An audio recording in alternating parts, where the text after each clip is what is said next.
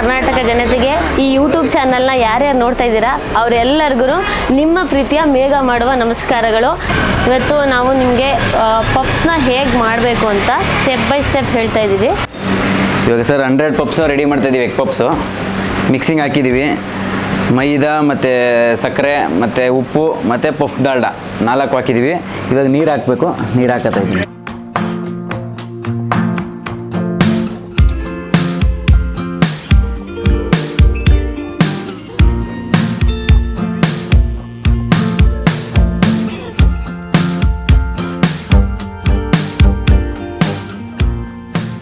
ನನ್ನ ಹೆಸರು ಮಂಜುನಾಥ್ ಅಂದ್ಬಿಟ್ಟು. ನಾನು ಸುಮಾರು 15-16 ವರ್ಷದಿಂದ ಬೇಕ್ರಿಗೆ ಕೆಲಸ ಮಾಡ್ತಾಯಿದ್ದೀನಿ. ಈ ಬೇಕ್ರಿಗೆ ಬಂದು 6 ಮಂತ್ಸ್ ಆಯಿತು. ಓಪನಿಂಗಿಂದ ನಾನೇ ಮಾಡ್ತಾ ಇರೋದು. ಲೋಕಲ್ ಐಟಮ್ ಹಾಕಲ್ಲ, ಎಲ್ಲ ಬ್ರ್ಯಾಂಡೆಡೇ. ವೇಣುಗೋಪಾಲ್ ಮೈದಾನೇ ಹಾಕೋದು. ಲಿಲ್ಲಿ ದಾಲ್ಡ, ಸನ್ಪ್ಯೂರ್ ಆಯಿಲನ್ನೇ ಯೂಸ್ ಮಾಡೋದು ನಾವು.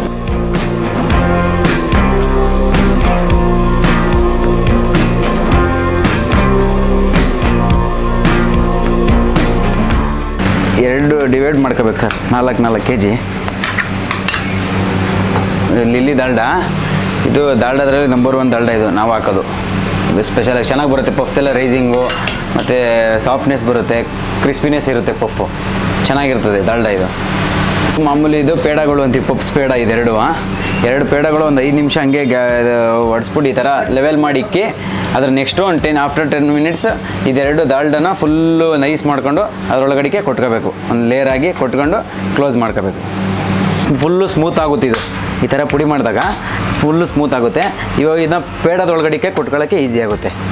ಆಮೇಲೆ ಫಸ್ಟು ಪಪ್ಸ್ದು ಅಂಟ್ಕೋಬಾರ್ದು ಹಿಟ್ಟು ಅಂತ ಫಸ್ಟ್ ಕೆಳಗಡೆ ಮೈದಾ ಹಾಕಬೇಕು ಸರ್. ಫುಲ್ ಸೆಟ್ ಆಗಿದೆ. ಹುಳಿ ಬಂದಿದೆ, ಫುಲ್ ಇದಾಗಿದೆ. ಇವಾಗ ಒಂದು ಸ್ಕ್ವೇರ್ ಟೈಪಲ್ಲಿ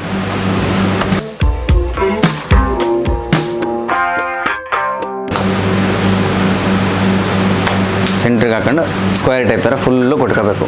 ಮೈದಾ ಸುತ್ತನೂ ಹಾಕಬೇಕು.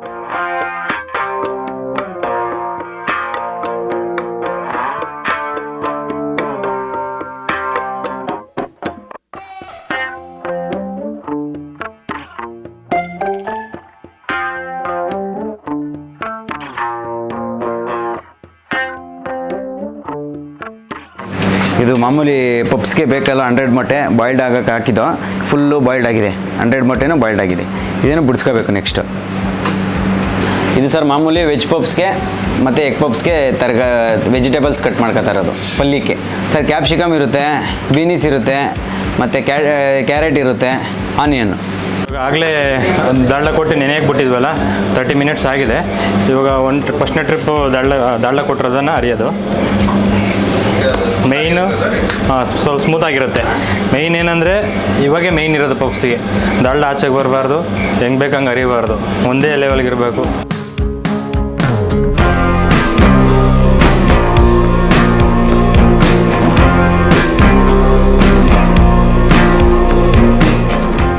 ನೆಕ್ಸ್ಟ್ ಇದನ್ನು ಫೋಲ್ಡ್ ಮಾಡಿ ತಿರ್ಗಾ ಒಂದು 10 ಮಿನಿಟ್ಸ್ ಬಿಡಬೇಕು. ತಿರ್ಗಾ ಇನ್ನೊಂದು ಟ್ರಿಪ್ ಅರಿಬೇಕು ಇದನ್ನೇ.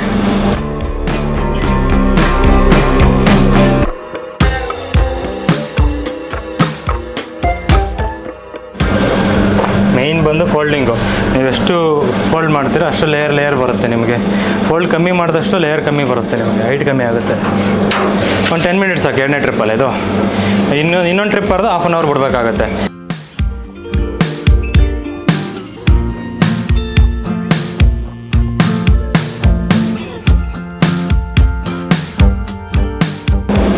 ಸೇಮ್ ಇದು ಹಂಗೆ ಅದೇ ಥರ ಫೋಲ್ಡ್ ಮಾಡಿ ಎತ್ತಿಡೋದು. ಅದು ಶುಂಠಿ ಪೇಸ್ಟ್ ಹಾಕಿದ್ರೆ ಬಾಂಡಿ ಕಚ್ಕೊಂಡ್ಬಿಡುತ್ತೆ. ಅದಕ್ಕೆ ಫಸ್ಟ್ ಸ್ವಲ್ಪ ಈರುಳ್ಳಿ ಹಾಕ್ಕೊಂಡು ಪೇಸ್ಟ್ ಹಾಕೋಬೇಕು.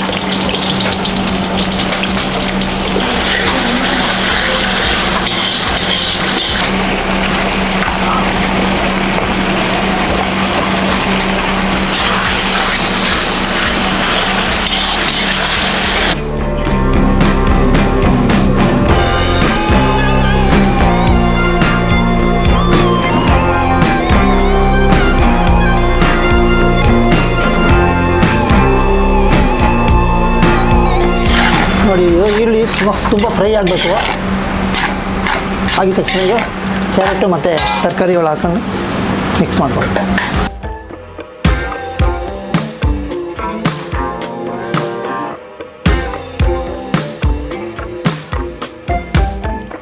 ತುಂಬ ಬಾಯ್ಲಾದರೆ ಇಲ್ಲಿ ಓನಲ್ಲಿ ಮಟನ್ ಬೇಯಿಸ್ತೀರಲ್ಲ ಅವಾಗ ತಿರ್ಗಾ ಇದಾಗ್ಬಿಡುತ್ತೆ. ಅದಕ್ಕೋಸ್ಕರ ಈಗ ಆಫ್ ಮಾಡ್ಕೊಳ್ಳೋದು, ಆಫ್ ಬೇಯಿಸ್ಬಿಟ್ಟು. ಸಾಲ್ಟು, ಮಸಾಲೆ ಸ್ವಲ್ಪ ಲೈಟಾಗಿ ಹಸಿಮೆಣ್ಸಿಕಾಯಿ ಹಾಕಿರುತ್ತೆ, ಅದನ್ನು ಸ್ವಲ್ಪ ಚಿಲ್ಲಿ ಪೌಡರ್ ಲೈಟಾಗಿ ಹಾಕ್ತೀನಿ.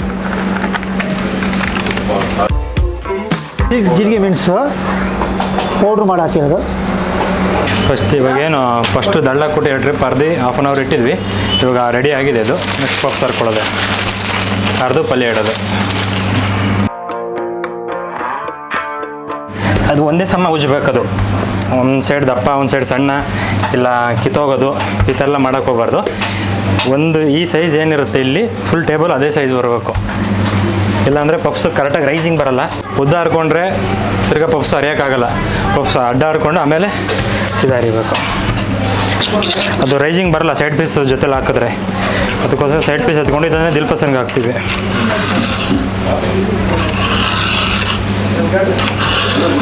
ಹಾಫ್ ಮೊಟ್ಟೆಗೆ ಬೇರೆ ಸೈಜ್ ಇರುತ್ತೆ, ಫುಲ್ ಮೊಟ್ಟೆಗೆ ಬೇರೆ ಸೈಜ್ ಇರುತ್ತೆ. ಇಲ್ಲ ಟೇಬಲ್ ಮೇಲೆ ಡಿಪೆಂಡ್ ಆಗುತ್ತೆ. ಒಂದೊಂದು ಕಡೆ ಟೇಬಲ್ ಚಿಕ್ಕ ಟೇಬಲ್ ಇರುತ್ತೆ, ನಮಗೆ ಈ ಸೈಜ್ ಇರುತ್ತೆ ಆಲ್ಮೋಸ್ಟು.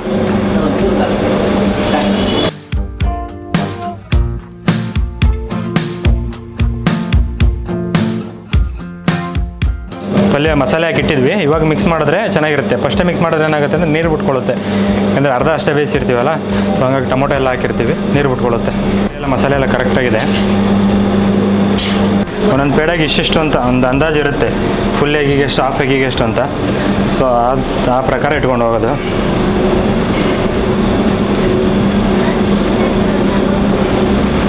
ಹಿಂಗೆ ಎಲ್ಲದಕ್ಕೂ ಒಂದೇ ಥರ ಪಲ್ಯ ಬರಬೇಕು, ಒಂದೇ ಸೈಜ್ ಪಲ್ಯ ಬರಬೇಕು. ಒಂದಕ್ಕೆ ಜಾಸ್ತಿ ಪಲ್ಯ, ಒಂದು ಕಮ್ಮಿ ಪಲ್ಯ ಇಟ್ಟರೆ ಕಸ್ಟಮರ್ ಪ್ರಾಬ್ಲಮ್ ಆಯ್ತಾರೆ.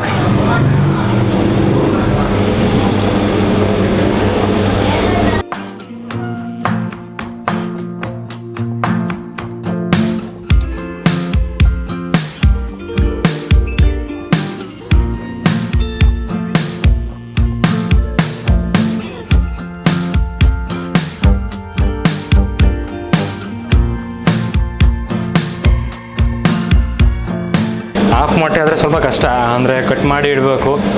ಫುಲ್ ಮೊಟ್ಟೆ ಆದರೆ ಕಸ್ಟಮರ್ಗೂ ಖುಷಿ ಆಗುತ್ತೆ, ಇಡೋಕ್ಕೂ ಈಸಿ ಆಗಿರುತ್ತೆ.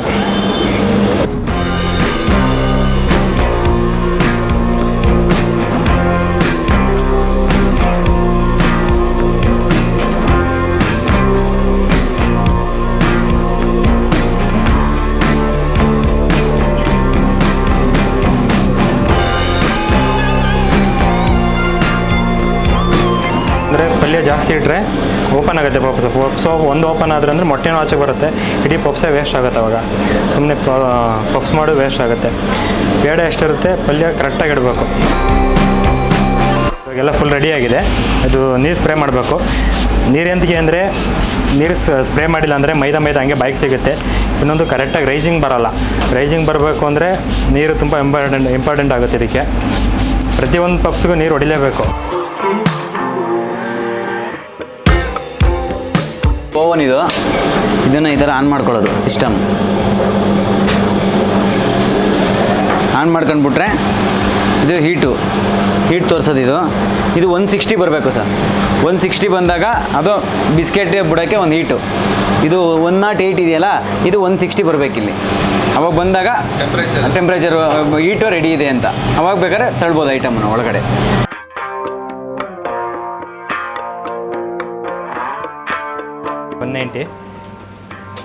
ಪಪ್ಸ್ ನೀರೆಲ್ಲ ಹೊಡೆದಾಗಿದೆ, ಒಳಗೆ ಬಿಡ್ತಾ ಇದ್ದೀವಿ.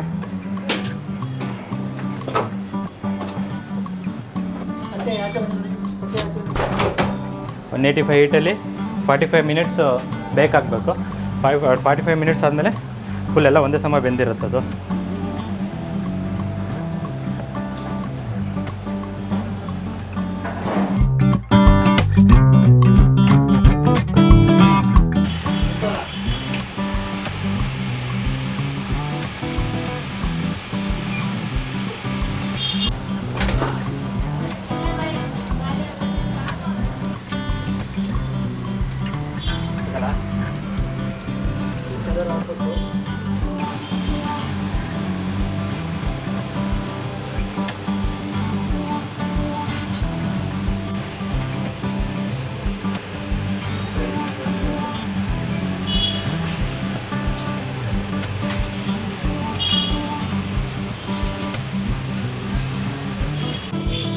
ಇವಾಗ ಬೆಳಿಗ್ಗೆ ಬಂದು 8 ಗಂಟೆಗೆ ಸ್ಟಾರ್ಟ್ ಮಾಡಿದ್ದು 11:30 ಗಂಟೆ ಪಪ್ಸ್ ಆಗಿದೆ. ಅಂದರೆ ಮಿನಿಮಮ್ 3 ಇಂದ 4 ಅವರ್ ಆಗುತ್ತೆ ಈ ಪಪ್ಸು ರೆಡಿ ಆಗೋಷ್ಟರಲ್ಲಿ. ರೆಡಿ ಆದಮೇಲೆ ಈ ಥರ ಬಂದಿದೆ ಪಪ್ಸು.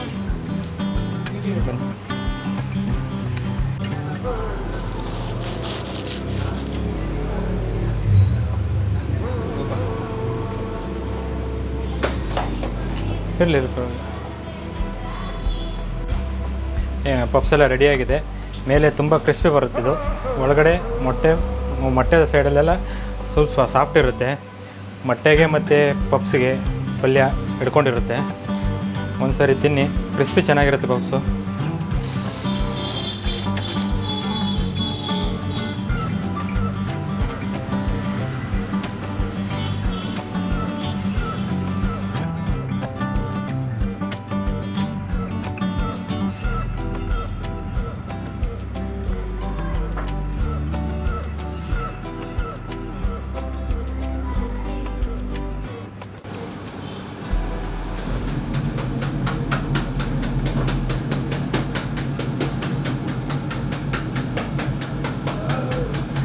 ನಮ್ಮ ಬೇಕ್ರಿಲಿ ಸ್ಪೆಷಲ್ ಏನಪ್ಪ ಅಂತ ಅಂದರೆ ರಸ್ಕು ತುಂಬಾ ಚೆನ್ನಾಗಿರುತ್ತೆ.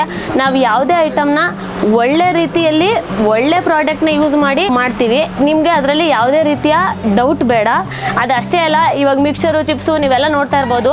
ನಮ್ಮ ಅಂಗಡೀಲಿ ಇವಾಗ 3 ದಿನ 4 ದಿನ ಐಟಮ್ನ ಸ್ಟೋರೇಜ್ ಮಾಡಿಕೊಂಡು ಆಮೇಲೆ ಕಸ್ಟಮರ್ಗೆ ಕೊಡ್ತೀವಿ ಅನ್ನೋ ಡೌಟು ನಿಮಗೆ ಬೇಡವೇ ಬೇಡ. ಯಾಕೆಂದರೆ ಶೋಕೇಶು ಜಾಗ ಎಲ್ಲ ಚಿಕ್ಕದಿರೋದ್ರಿಂದ ಅವತ್ತಿಗೆ ಏನು ಬೇಕೋ ಅದನ್ನೇ ಮಾಡ್ತೀವಿ. ನಿಮಗೆ ಫ್ರೆಶ್ ಆಗಿ ಅವತ್ತೇ ಕೊಡ್ತೀವಿ.